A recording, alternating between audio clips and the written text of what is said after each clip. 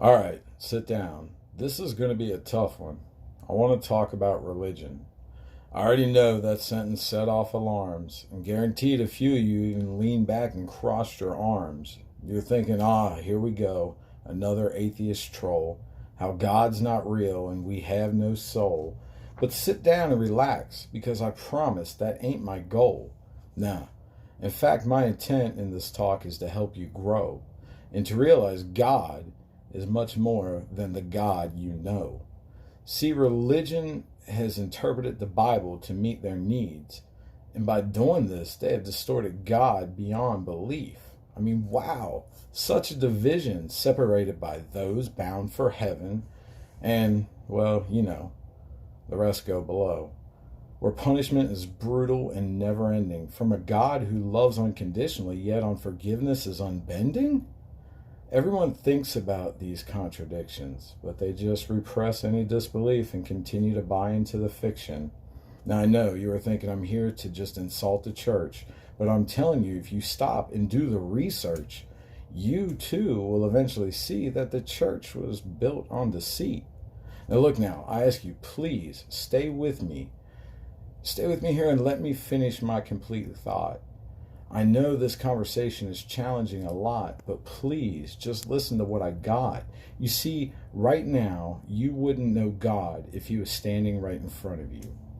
And if you don't believe me, stick around to the end and I'll prove it's true. See, church starts us out on the losing end, and on top of that, blames it all on the women. How fitting for the tales in a society ran by males. And God is all-knowing, all-loving, the all-righteous God. But nobody else finds the power of the devil kind of odd. An all-perfect God would make perfect beings, but one look at society, and that's not what we're seeing. In this world of sin, the end times are always near, and God's final judgment of his people who are ruled by fear.